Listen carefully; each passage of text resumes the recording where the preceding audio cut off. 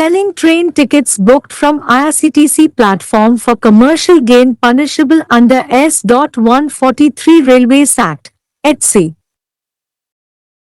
The Kerala High Court has laid down that procuring and selling train tickets booked using IRCTC, Indian Railway Catering and Tourism Corporation Limited, website for commercial uses violates the terms and conditions specified on the IRCTC website. Here, a petitioner lady had approached the court for quashing proceedings against her for allegedly booking and selling online tickets without authorization from the IRCTC. Crime was registered against her under Section 143 of the Railways Act, which prohibits anyone other than a railway servant or an authorized agent from procuring and supplying railway tickets. Justice S. Manu relied upon Apex Court decision in Inspector, Railway Protection Force, Kottayam v. Matthew K. Cherian and another, 2025, to state that Section 143 would also include sale of e-tickets booked through IRCTC website. Court further stated that the terms and conditions in the IRCTC website clearly mention that it can only be used for personal purposes and not for commercial purposes. Court stated, the petitioner is alleged to have reserved tickets using profiles registered with the IRCTC and supplied it to various persons after receiving commission service charges. Commercial use of online services provided through the website of IRCTC is clearly in violation of the terms and conditions published by the IRCTC. The petitioner, alleged to have booked tickets through the website and supplied the tickets to others for profit, has prima facie acted in violation of the specific terms and conditions of the IRCTC. Misuse of the online ticketing platform for profits is detrimental to the interests of genuine users relying on it for booking tickets. Such unscrupulous acts requires to be curbed. As per facts, the police seized reservation e-tickets, 2 copies IRCTC personal user profile IDs, and other electronic gadgets from the petitioner's tours and travels office. The counsel for petitioner submitted that any person registered with the IRCTC can obtain e-tickets and to make reservations. It was submitted that it was not necessary that tickets have to be booked only for oneself, but tickets can be booked for others also. It was submitted that IRCTC has the authority to deregister the user ID, and it was argued that Section 143 of the Railways Act does not apply to the procurement of e-tickets through IRCTC. It was further submitted Section 143 would apply only when tickets are purchased through other online websites. On the other hand, the Central Government Counsel who appeared for the Railways submitted that Section 143 would when any person, other than a railway servant or an authorized agent, procures or purchases tickets and supplies or sells them as a business. It was stated that petitioner used 2 profiles for booking tickets for various persons. CGC further pointed out that the IRCTC website is for personal use and not for commercial use.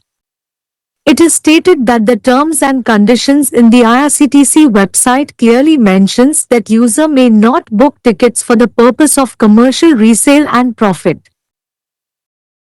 Relying upon Section 143, the court noted that the petitioner was not a railway servant or an authorized agent for procuring or supplying railway tickets. The court found that the petitioner purchased tickets from the IRCTC and sold it to others for amounts higher than the actual ticket fare. The court further perused the terms and conditions mentioned in the IRCTC website and stated that the IRCTC website was meant for personal use and not for commercial use. Court observed, the website is intended for personal use only and is not for commercial purpose, as stated in Clause 8.6. It is explicitly stated in Section 9, which deals with ticket booking, that all rules and regulations that apply to the reservation of seats or berths and the charging of fares for rail reservations on Indian Railways PRS shall also apply to reservations made online. Clause 16 addresses registered users' responsibilities. It is reaffirmed that the website is intended for non-commercial usage under the general requirements. It is explicitly stated that the user is not permitted to utilize the online and mobile reservation services under the usage headings. As such, the court stated that prima facie case was made out against the petitioner under Section 143 of the Railways Act. It thus quashed the petition and directed that the petitioner shall face trial. Counsel for petitioner, Advocates Shaji Chirayat, GGM, Varki, G. Savita, M. Shahjah, Bhumika Sajan.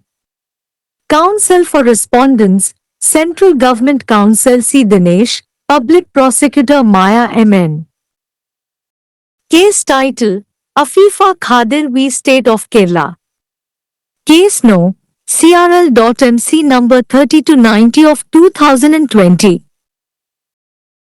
வணிக ஆதாயத்திற்காக IRCTC தளத்திலிருந்து முன்பதிவு செய்யப்பட்ட ரயில் டிக்கெட்டுகளை விற்பது SU 14(3) railway சட்டத்தின் கீழ் தண்டனைக்குரியது.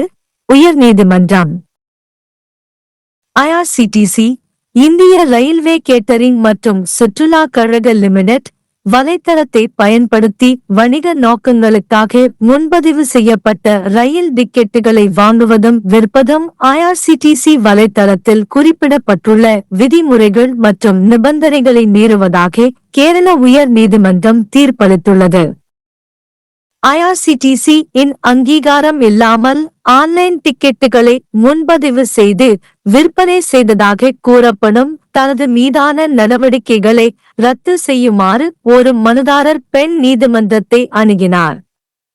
Railway ஊழியர் அல்லது அங்கீகரிக்கப்பட்ட முகவரை தவிர வேறு யாரும் ரயில் டிக்கெட்டுகளை வாங்கி வழங்குவதை தடை செய்யும் ரயில்வே சட்டத்தின் பிரிவு 143 இன் கீழ் அவர் மீது குற்றம் பதிவு செய்யப்பட்டது. நீதிபதி எஸ். மனு, கோட்டயம் இன்ஸ்பெக்டர், ரயில்வே பாதுகாப்பு படை எதிர் மேத்யூ கே செரியன் மற்றும் மற்றொருவர் 2025 வழக்கில் உச்சநீதிமன்ற தீர்ப்பை நம்பி பிரிவு 143 IRCTC வலைத்தளம் மூலம் முன்பதிவு செய்யப்பட்ட மின்டிக்கெட்டுகளை விற்பனை செய்வதையும் உள்ளடக்கியது என்று கூறினார். IRCTC வலைத்தளத்தில் உள்ள விதிமுறைகள் மற்றும் நிபந்தனைகள் வணிக நோக்கங்களுக்காக அல்ல, தனிப்பட்ட நோக்கங்களுக்காக மட்டுமே இதை பயன்படுத்த முடியும் என்று தெளிவாக குறிப்பிடுகின்றன என்று நீதிமன்றம் மேலும் கூறியது. மனுதாரர் இல் பதிவு செய்யப்பட்ட சுயவிவரங்களை பயன்படுத்தி டிக்கெட்டுகளை முன்பதிவு செய்ததாகவும் கமிஷன் சேவை கட்டணங்களை பெற்ற பிறகு பல்வேறு நபர்களுக்கு வழங்கியதாகவும் கூறப்படுகிறது. IRCTC இணையதளம் மூலம் வழங்கப்படும் ஆன்லைன் சேவைகளின் வணிக பயன்பாடு IRCTC வெளியிட்ட விதிமுறைகள் மற்றும் நிபந்தனைகளை மீறுவதாகும்.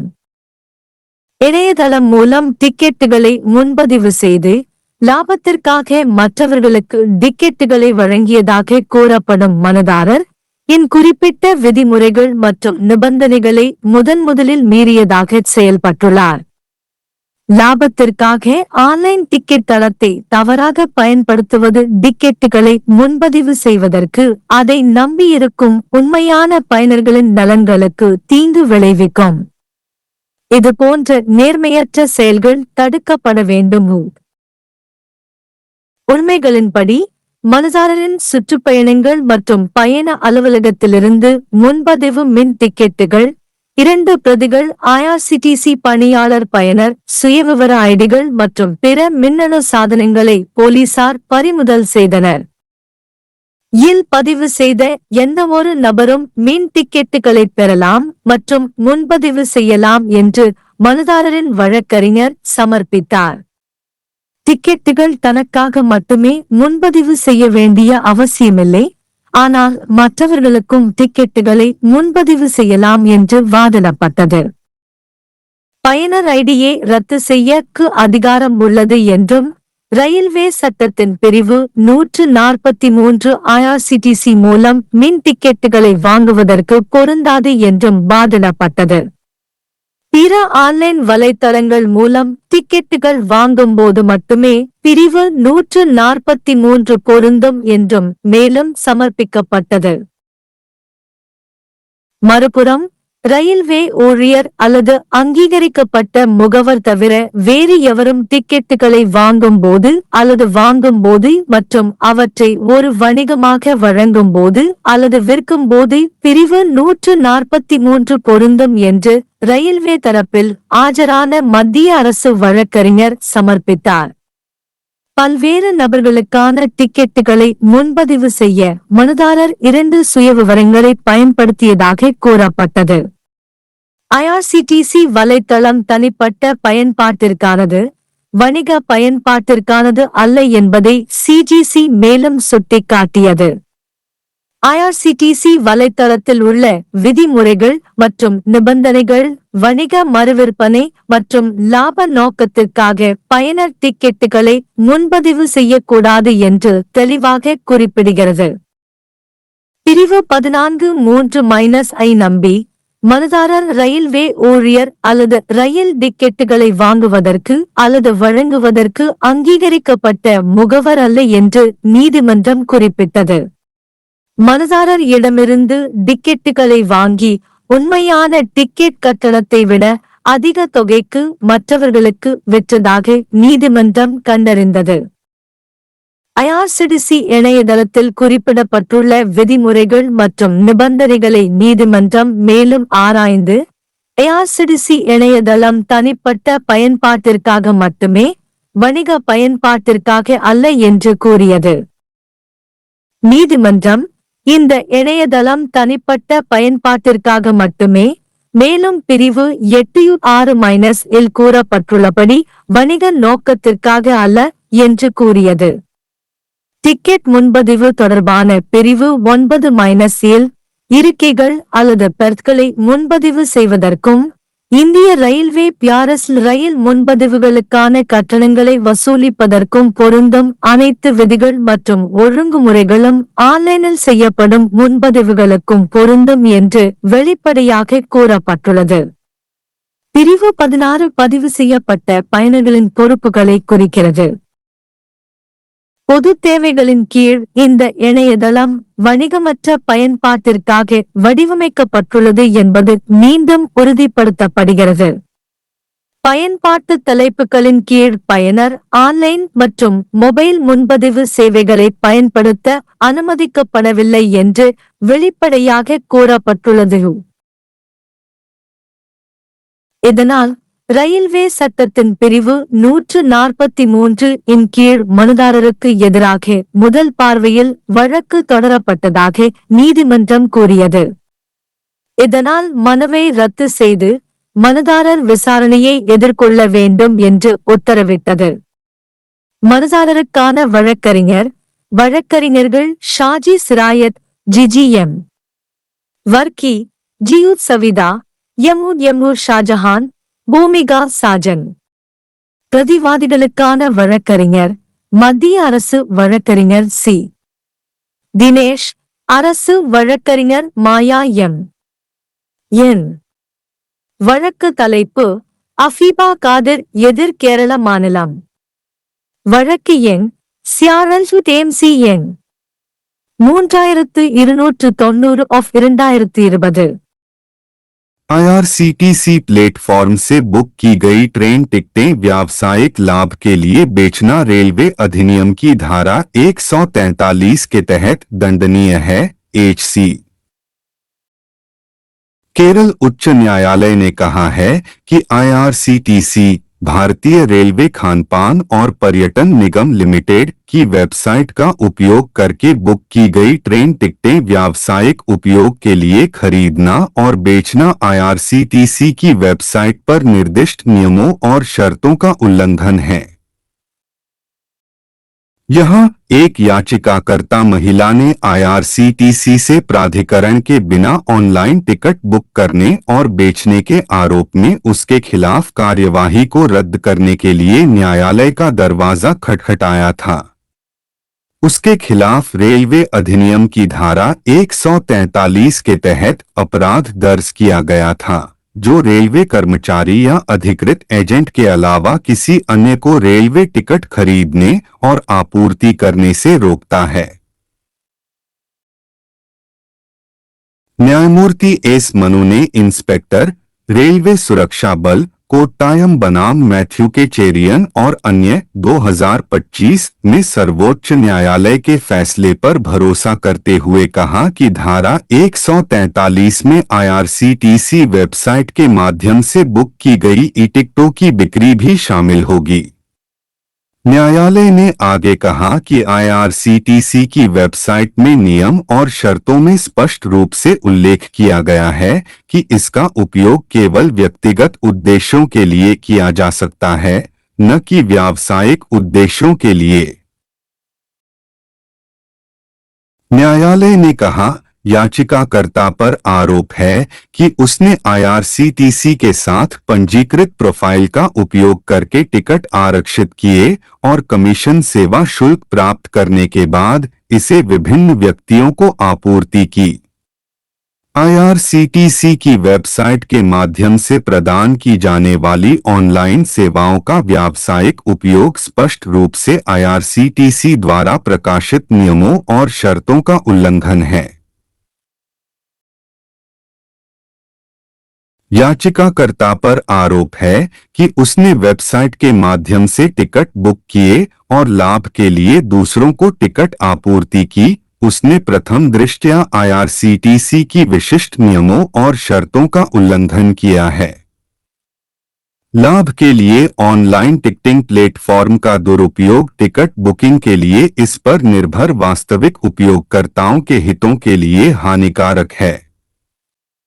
इस तरह के बेईमान कृत्यों पर अंकुश लगाने की आवश्यकता है।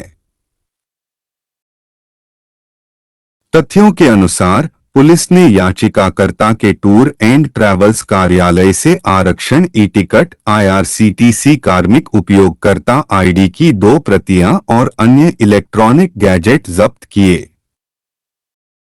याचिकाकर्ता के वकील ने प्रस्तुत किया कि आईआरसीटीसी के साथ पंजीकृत कोई भी व्यक्ति ई-टिकट प्राप्त कर सकता है और आरक्षण कर सकता है। यह प्रस्तुत किया गया कि यह आवश्यक नहीं है कि टिकट केवल अपने लिए ही बुक किए जाएं, बल्कि दूसरों के लिए भी टिकट बुक किए जा सकते हैं। यह प्रस्तुत किया गया कि आईआरसीटीसी के पास उपयोगकर्ता आईडी को डिरजिस्टर करने का अधिकार है और यह तर्क दिया गया कि रेलवे अधिनियम की धारा 143 आईआरसीटीसी के माध्यम से ई-टिकट की खरीद पर लागू नहीं होती है। यह भी प्रस्तुत किया गया कि धारा 143 केवल तभी लागू होगी जब टिकट अन्य ऑनलाइन वेबसाइटों के माध्यम से खरीदे जाएंगे।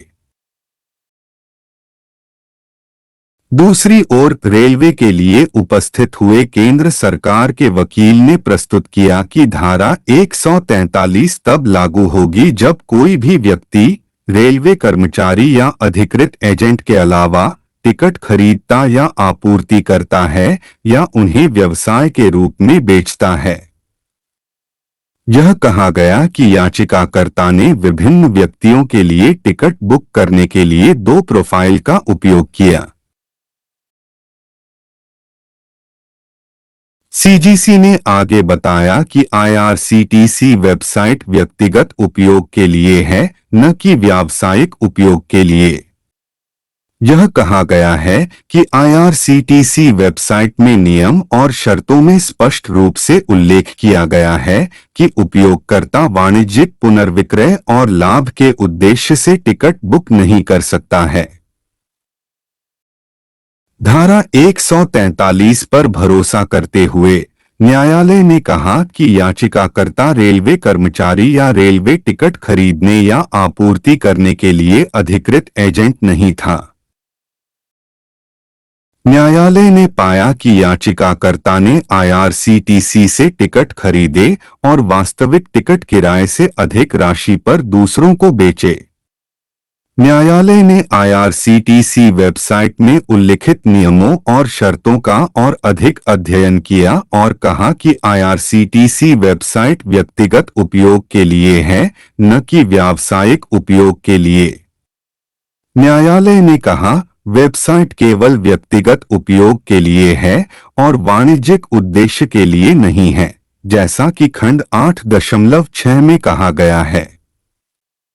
धारा 9 में स्पष्ट रूप से कहा गया है, जो टिकट बुकिंग से संबंधित है, कि भारतीय रेलवे पीआरएस पर रेल आरक्षण के लिए सीटों या बर्थों के आरक्षण और किराया वसूलने पर लागू होने वाले सभी नियम और विनियम ऑनलाइन किए गए आरक्षण पर भी लागू होंगे।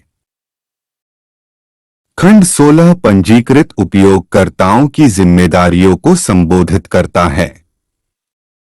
यह पुष्टि की जाती है कि वेबसाइट सामान्य आवश्यकताओं के तहत गैर व्यावसायिक उपयोग के लिए है।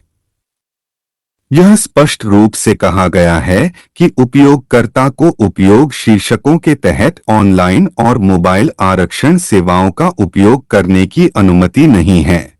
इस प्रकार न्यायालय ने कहा कि रेलवे अधिनियम की धारा 143 के तहत याचिकाकर्ता के खिलाफ प्रथम दृष्टया मामला बनता है।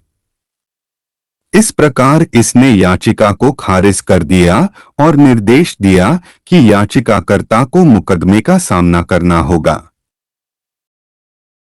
याचिकाकर्ता के वकील अधिवक्ता शाजी चिरायत, GGM वर्की, जी सविता, MM शाहजहां, भूमिका साजन। प्रतिवादियों के वकील केंद्र सरकार के वकील सी दिनेश, सरकारी वकील माया MN। केस का शीर्षक अफीफा खादिर बनाम केरल राज्य। Case number CRL.MC number 3290/2020।